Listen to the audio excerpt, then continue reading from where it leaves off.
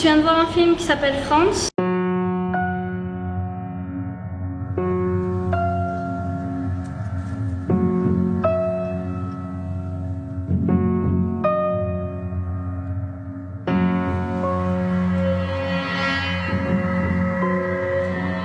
Er kommt seit 2 Tagen zu dem Grab von Franz.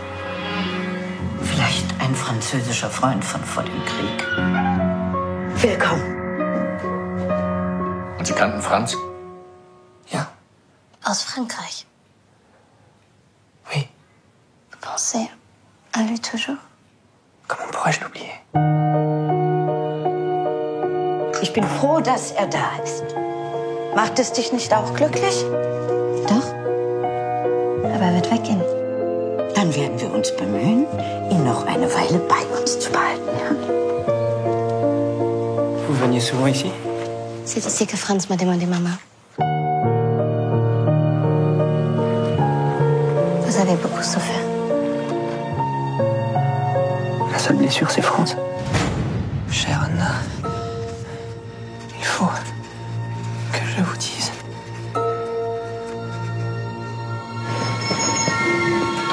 Du bist jung und schön. Versäume diese Chance nicht.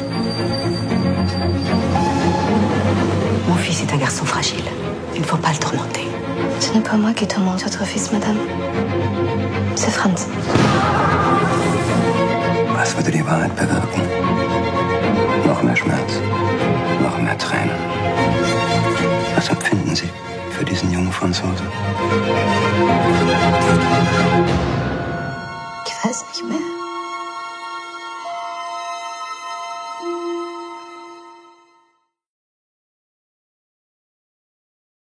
De François Ozon avec Pierre Ninet et Laura Baer. C'est un film qui tourne autour de la Première Guerre mondiale. C'est un remake de Louis. Oui. C'est l'histoire d'un homme, d'un Français qui s'appelle Adrien Rivoire, avec son très bel accent français, qui va donc en Allemagne retrouver la tombe d'un certain Franz. Au début, on ne comprend pas vraiment le lien entre Franz et Adrien. On ne sait pas ce qui s'est passé, on pense qu'ils sont amis. Puis moi, quand j'ai vu la scène du violon, j'ai pensé que c'était un couple en fait, finalement. En fait, sa fiancée va voir le Français sur la tombe et ils vont apprendre à se connaître. Il va en fait inventer des souvenirs, comme quoi il était ami avec Franz. Donc il va jouer du violon devant les parents de Franz. Deuxième partie, on voit que c'est Laura Baer qui interprète la fiancée de Franz, qui part en France retrouver Adrien. Je pense que quand Adrien il se regarde dans le miroir et qu'il voit Franz, quand il se voit jouer du violon avec Franz, c'est parce qu'il s'identifiait beaucoup à lui. Parce que quand il est dans cette tranchée, il voit un homme face à lui qui est pacifiste, parce qu'il apprend plus tard qu'il est pacifiste, un peu ça le touche, qui a une arme, qui n'a envie de tuer personne. Et je pense qu'il s'identifie beaucoup à lui parce que c'est exactement la même histoire en fait. Parce que les personnages sont finalement très similaires en fait, ils ont des caractères assez similaires, des centres d'intérêt similaires, tout ça. C'est un film qui est tourné en noir et blanc, mais aussi en couleur. Il y a une valeur symbolique. Quand il y a la partie en couleur, c'est le passé, c'est les souvenirs. Même si ce sont des faux souvenirs, parce qu'il y a beaucoup de faux souvenirs en fait dans ce film, c'est ce qui était encore un peu vivant. Et puis le présent, entre guillemets, le présent dans le film est en noir et blanc. Parce que j'ai l'impression que les personnes sont tellement tristes, sont tellement dévastées par la guerre, qu'ils ont perdu...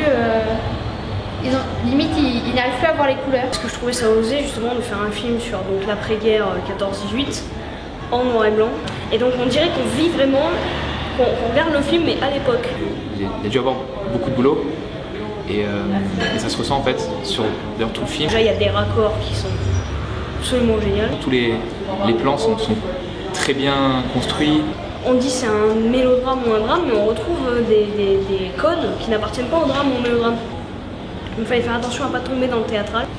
Et donc c'est un beau film sur les rapports très tendus qu'il y a entre les Français et les Allemands, sur le besoin d'évacuer surtout les blessures de guerre, quoi. Il manque un peu de violence, parce que moi je pense que si un Français était en Allemagne à cette époque-là, ça aurait été beaucoup plus violent, il serait vraiment fait plus harceler que ça. Moi je trouve que le film manquait vraiment de violence, et je trouve que c'est un peu dommage finalement. Même si du coup s'il y aurait plus de violence, ça aurait pas transmis le même message. C'est des guerres qui ont chamboulé la face du monde. C'est l'idée de continuer à vivre après la guerre. Ça montre qu'il faut rester soudé. On hésite si finalement le mensonge n'est pas plus bénéfique que la réalité. C'est pas un mauvais mensonge. Je pense que c'est juste. Je pense que si les parents de Franz ils apprenaient la vérité, ils vivraient plus mal qu'autre chose. Ils vont mourir dans l'ignorance, mais finalement c'est pas une si mauvaise chose. Il y a un besoin de refraterniser avec, si je puis dire comme ça, de refraterniser avec les ennemis d'autrefois. Après c'était un beau film. Il y a une réelle beauté qui se dégage de ce film. Un film très accessible et qui parle en fait à tout le monde. Ouais, j'ai beaucoup aimé le film.